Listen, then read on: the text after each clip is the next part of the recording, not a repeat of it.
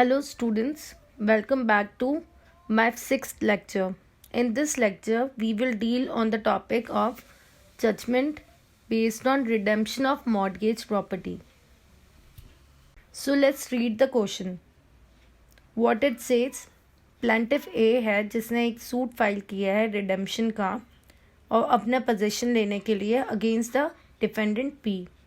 Plaintiff ने यहाँ पे एक रजिस्टर्ड डॉक्यूमेंट एग्जीक्यूट किया है जिसको उसने एग्जिबिट P1 के नाम पे किया है इन फेवर ऑफ डिफेंडेंट और रिसीव किया है उसने 50,000 रुपये एंड डिलीवर कर दिया उसने अपना पोजीशन अपने हाउस का डिफेंडेंट को इस अग्रीमेंट के साथ कि उसे वही हाउस वो रीसेल करेगा अगर प्लेंटिफ उसे 50,000 with in a period of 2 years दे देता है तो.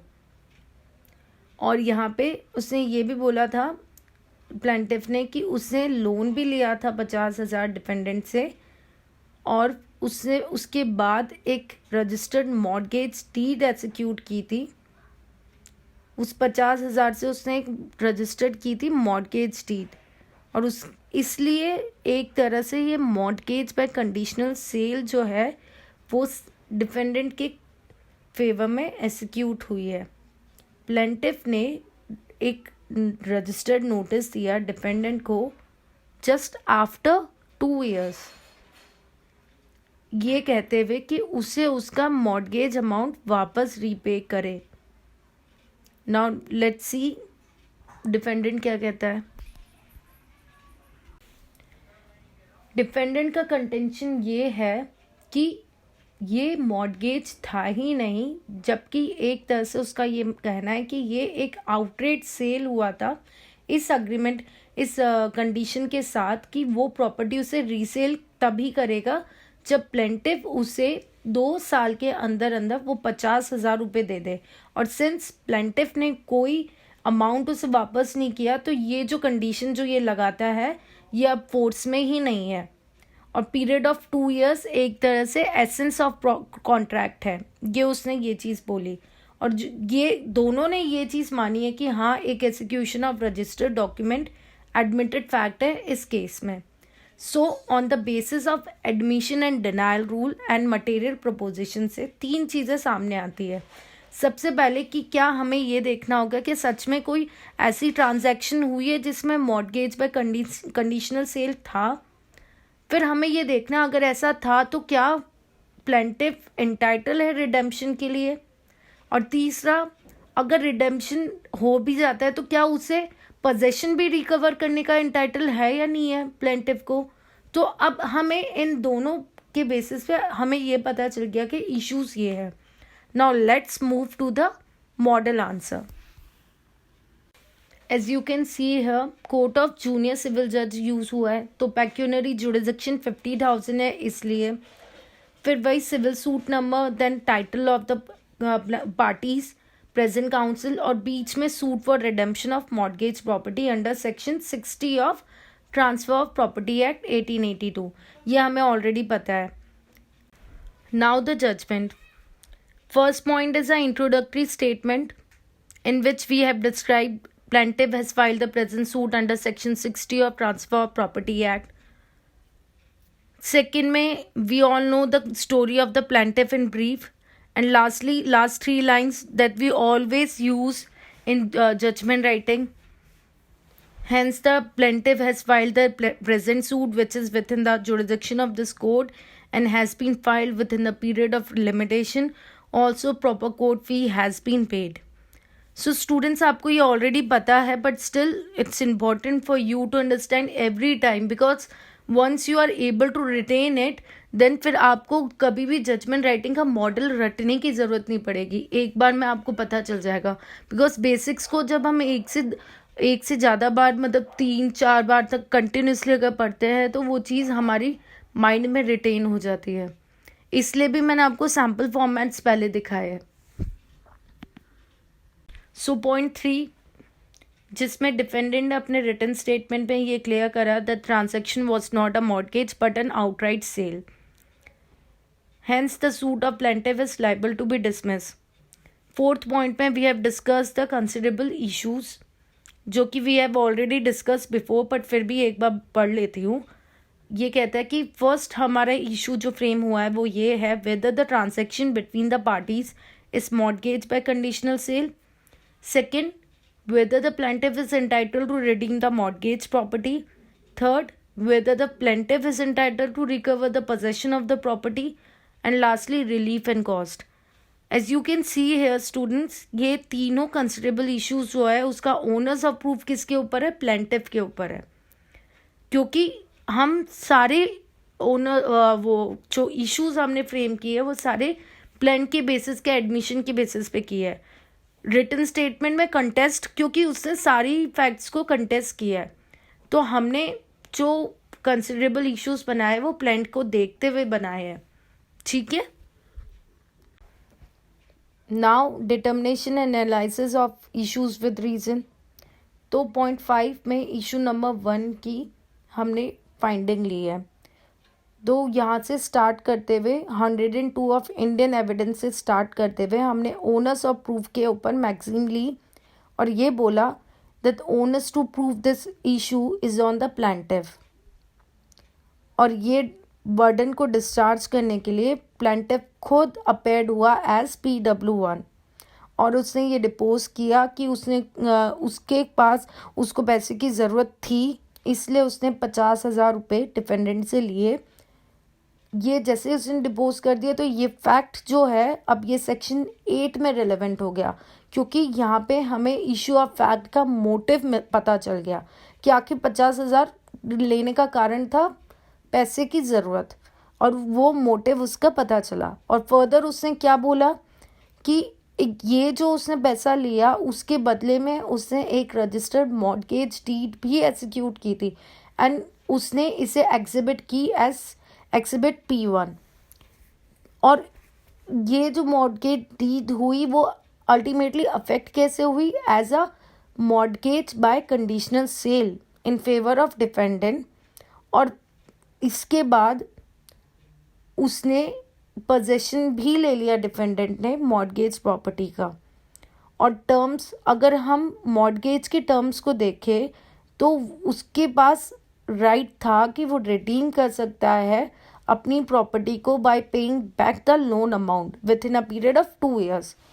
PW1 में यानी प्लेंटिफ ने फर्दर डिपोज किया कि उसने 2 साल की एक्सपायरी से पहले ही नोटिस सर्व कर दिया, जो कि उसने एग्जिबिट P2 में कहा ऑन द डिफेंडेंट, ये कहते हुए कि मेरे को अब पैसा देना है आपको.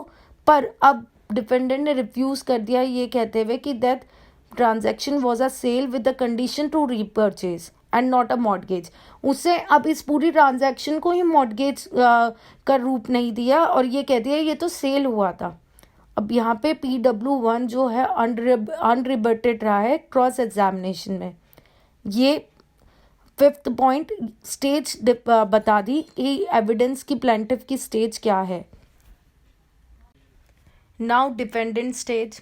तो डिफेंडेंट अपेयर्ड हुआ एज TW1 और उसने स्टेट किया कि हाँ ये ट्रांजैक्शन जो थी वो मॉर्गेज नहीं थी बट ये सिर्फ सेल थी. और सेल भी किस तरह की, with an agreement to repurchase the property. ये सेल थी और रीपर्चेज भी कब कर सकता है, जब प्लेंटिफ उसे 50,000 का अमाउंट विद इन 2 years दे देता है. सिंस प्लेंटिफ ने ऐसा कुछ नहीं किया तो अब नहीं वो प्रॉपर्टी रिकवर नहीं कर सकता, क्योंकि जो 2 years का जो पीरियड था वो एक तरह से एसेंस ऑफ कॉन्ट्रैक्ट है. ये चीज़ उसने रिटन स्टेटमेंट में कही और यही सेम चीज़ उसने स्टेज में जब उसका examination in chief statement record हुए उस टाइम पे भी उसने यही कहा. और DW1 यहाँ पे भी वो भी अनरिबर्टेड रहा क्रॉस में भी. अब 7th पॉइंट हम देखते हैं एप्लीकेशन ऑफ लॉ क्या है एग्जैक्टली. हम ये देखेंगे कि मॉर्गेज बाय कंडीशनल सेल होता क्या है. तो उसके लिए सेक्शन 15(8)(c) को हम देखते हैं और उसके हिसाब से मॉर्गेज क्या है. मॉर्गेज वो कंडीशनल सेल है जहाँ पे mortgagor ostensibly sells the mortgage property. Ostensible sales का मतलब ही यही हुआ. ऑस्टेंसिबली का मतलब यानी पूरी तरह से उसे सेल नहीं मानेंगे, उसे सिर्फ एक सेल का रूप देंगे, ना कि वो सेल कहलाएगी. इस कंडीशन के साथ होती है वो कि जहाँ पे पेमेंट होते ही मॉर्गेज मनी का सर्टेन डेट पे वो जो सेल है वो वॉइड हो जाएगी, या अगर पेमेंट देते ही जैसे ही पेमेंट हो गया तो बायर उसे फिर से ट्रांसफ़र करेगा किसे, सेलर को। और ऑन डिफ़ॉल्ट अगर पेमेंट नहीं होता है तो फिर सेल क्या होती है, एब्सोल्यूट। तो हमने ये देख लिया कि ये कंडीशन है। अब ये हमें एप्लीकेशन ऑफ लॉ देख लिया 7th में। अब हम देखते हैं कि हमारी प्रेजेंट केस में एप्लीकेशन ऑफ लॉ कैसे फिट हुआ है। देखिए पॉइंट 8 क्लियरली कहता है कि जो मेन इशू था कोर्ट के सामने, हमें ये देखना चाहिए नेचर ऑफ ट्रांजैक्शन थी क्या आखिर। तो ये तो क्लियर हो गया कि दोनों ही पार्टीज ने ये एडमिट किया था, ये एडमिटेड फैक्ट था कि इन लोगों के बीच में एक रजिस्टर्ड डॉक्यूमेंट एग्जीक्यूट हुआ है। ये एडमिटेड फैक्ट है दोनों की तरफ से, और इसे किसी ने भी डिस्प्रूव नहीं किया।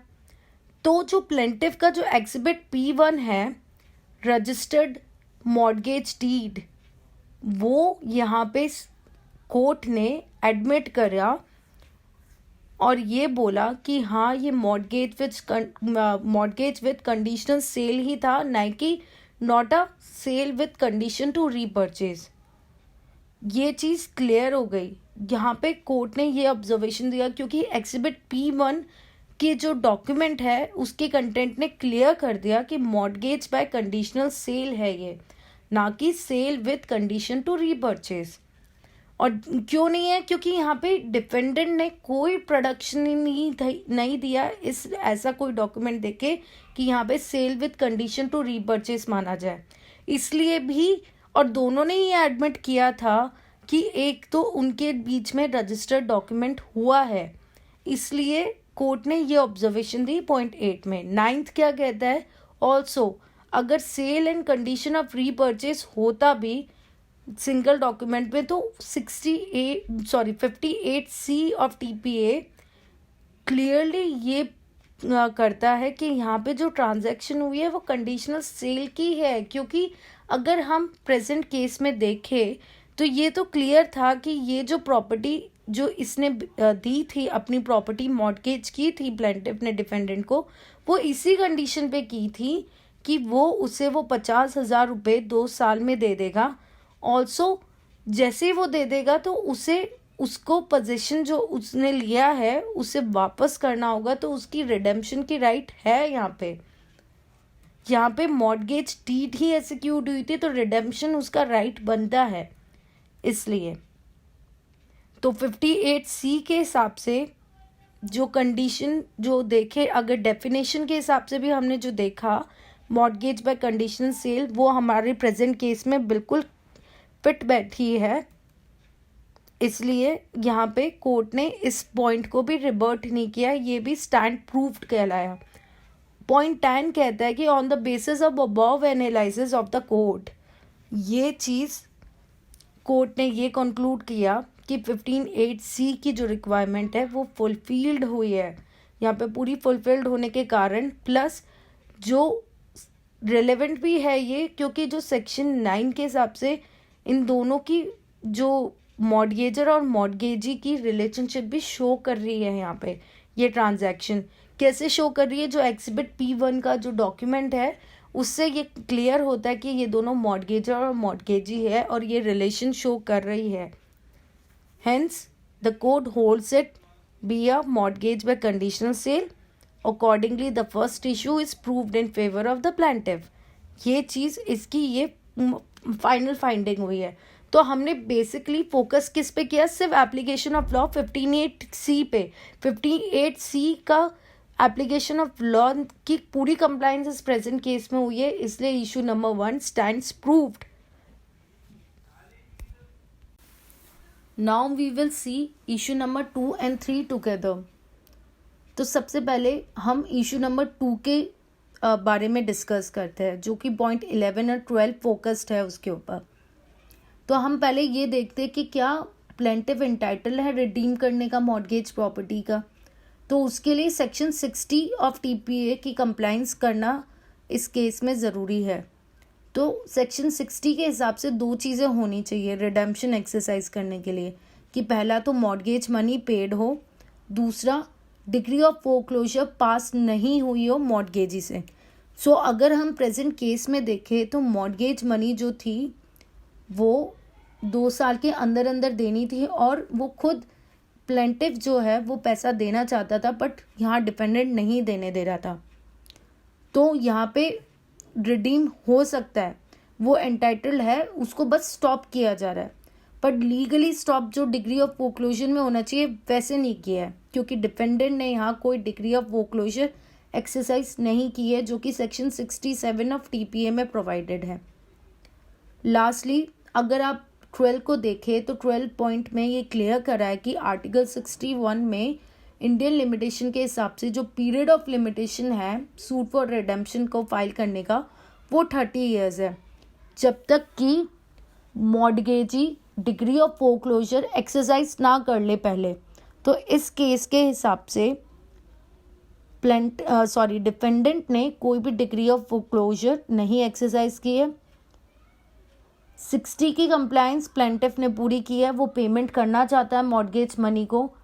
तो यहाँ पे अगर देखा जाए तो यहाँ पे ये चीज़ तो क्लियर होती है कि हाँ प्लेंटिफ एंटाइटल है रिडीम करने का, क्योंकि सेक्शन 60 की पूरी कंप्लायंस हुई है, plus article 61 of Indian limitation act के हिसाब से पीरियड ऑफ लिमिटेशन से वो टाइम बार्ड भी नहीं है।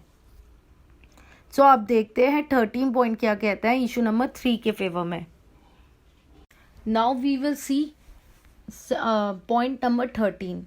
सो पॉइंट नंबर 13 स्टार्ट ही इससे होता है कि जो कंटेंशन था डिफेंडेंट का वो ये था कि time of 2 years is the essence of the contract. तो अगर यहाँ पे देखा जाए, अगर वो ये कहता है कि अगर ये 2 years एसेंस था कॉन्ट्रैक्ट का, तो जो मॉर्गेजर यानी जो प्लेंटिव है वो तो एंटाइटल्ड ही नहीं है प्रॉपर्टी को रिकवर करने के लिए after the expiry of 2 years। अगर ऐसा वो करता है तो अल्टीमेटली क्या अब यहाँ पे प्रोविजन आता है, यहाँ पे clog on equity of redemption आता है, जो कि अल्टीमेटली क्या कहता है, clog on equity of redemption clearly इस रूल को फॉलो करता है, once a mortgage always a mortgage. तो यहाँ पे अगर कोई भी क्लॉग और यानी कोई मतलब क्लॉग ऑफ और इक्विटी ऑफ रिडेम्पशन में बेसिकली ये है कि कोई भी अगर आप प्रोविजन ऐसा इंसर्ट करते हैं जिसमें रिडेम्पशन को प्रिवेंट किया जाए ऑन पेमेंट या और परफॉर्मेंस ऑफ द डेट या ऑब्लिगेशन पे, जिस पे वो सिक्योरिटी दी गई है, तो वो पर्टिकुलर प्रिवेंशन जो होगा रिडेम्पशन का वो वॉइड कहलाएगा। इसलिए यहाँ पे जो ये कंटेंशन था डिफेंडेंट का कि time of 2 years is the essence of the contract, ये यहाँ पे अनलॉफुल और अनएनफोर्सेबल है, क्योंकि clog on equity of redemption clearly ऐसे कोई भी प्रोविजंस को जो कि रिडेम्पशन के राइट को रिस्ट्रिक्ट करे या प्रिवेंट करे, ऐसी कोई भी कंडीशन वैलिड नहीं होती है इन टर्म्स ऑफ लॉ, वो वॉइड कहलाती है। ऑल्सो अगर clog on equity of redemption तो है ही, दूसरा अगर हम ये ही ले कि time of 2 years is the essence of contract है, तो यहाँ पे फिर जो आर्टिकल 61 है जहाँ पे पीरियड ऑफ लिमिटेशन ऑलरेडी दे रखा है 30 years, वो उस प्रोविजन को भी डिफीट कर रहा है। सो अल्टीमेटली कोर्ट कभी भी ऐसा कोई भी फाइंडिंग नहीं देगी जो कि एप्लीकेशन ऑफ लॉ के एडवर्स हो या कॉन्ट्रारी हो। सो अल्टीमेटली यहाँ पे कोर्ट ने clog on equity of redemption plus article 61 of schedule of Indian limitation act से ये क्लियर किया कि प्लेंटिफ एंटाइटल है रिडीम करने के लिए मॉर्गेज प्रॉपर्टी को। ऑल्सो ये भी एडमिटेड फैक्ट है, या ये कह सकते हैं आप इट्स अ सेटल लॉ कि सेक्शन 60 में अगर रिडेम्पशन हो रहा है तो पोजेशन भी वापस दिया जाता है मॉर्गेजी को। सो यहाँ पे अल्टीमेटली मॉर्गेजर एंटाइटल भी है अपने प्रॉपर्टी का पोजेशन लेने के लिए, और अकॉर्डिंगली यहाँ पे दोनों इश्यूज को हम प्लेंटिफ के फेवर में डिसाइड कर रहे हैं। So no, as you know, issue number 4 जो है रिलीफ एंड कॉस्ट पे है. रिलीफ एंड कॉस्ट में यानी अल्टीमेटली सारे इश्यूज को हम डिटर्मिनेशन करने के बाद अब कोर्ट फाइनल फाइंडिंग दे रही है. तो कोर्ट ने फाइनल फाइंडिंग ये दी कि plaintiff has very firmly establish his case and a decree for the redemption is passed in favour of plaintiff. ये चीज़ क्लियर करती है. नाउ लेट्स सी कि नेक्स्ट स्लाइड क्या कहती है. नेक्स्ट स्लाइड में रिलीफ की बात की दी गई है, जिसमें रिलीफ में अगर देखें तो सबसे पहले रिलीफ थी प्लेंटिव को कि वो इंटाइटल्ड है रिडीम करने के लिए प्रॉपर्टी को, मॉर्गेज प्रॉपर्टी जो थी उसकी. सेकेंडली उसे पोजेशन भी मिला जाएगा और सारे वो डॉक्यूमेंट्स मिले जाएंगे जो कि मॉर्गेज के थे. Third and fourth is a set language जो कि जजमेंट राइटिंग में हमेशा हम यूज़ करते हैं. सो आई डोंट थिंक सो कि ये आपको समझाने की ज़रूरत है कि सेट लैंग्वेज कैसे यूज़ होती है, क्योंकि ये कॉमन लैंग्वेज है. ये हर हम जजमेंट राइटिंग में लास्ट में लिखते हैं. सो स्टूडेंट्स, आज की हमारे जजमेंट राइटिंग की प्रॉब्लम ख़त्म हुई. सो रिडेम्पशन जो है, आपको क्लियर हुआ कि रिडेम्पशन में भी जजमेंट राइटिंग आ सकती है. सो ऐसे हर कोई भी प्रॉब्लम कैसी भी हो, हमें पता होगा अब कि कैसे लिखना है, जजमेंट राइटिंग में क्या लिखना है और कैसे लिखना है. सो ये चीज़ तो आई होप स्टूडेंट्स आपको क्लियर हो गई होगी. नेक्स्ट लेक्चर में भी एक और मैं आपके लिए सैम्पल फॉर्मेट जजमेंट ही दे देती हूँ, जिससे आपको और क्लियर हो जाएगा. लास्ट बट वो मेरी लास्ट जजमेंट फॉर्मेट होगा जो मैं आपको दूंगी, क्योंकि उसके बाद फिर मुझे ऑर्डर्स भी देने हैं आपको. सो आई एम 100% श्योर कि अब मेरे स्टूडेंट्स जो है वो सिविल जजमेंट राइटिंग को काफ़ी हद तक समझ गए हैं. और ये कॉन्फिडेंस के साथ ही आपको अब सिविल जजमेंट राइटिंग की प्रैक्टिस करनी चाहिए. And thank you so much for giving your valuable time. और जल्दी मिलते हैं फिर.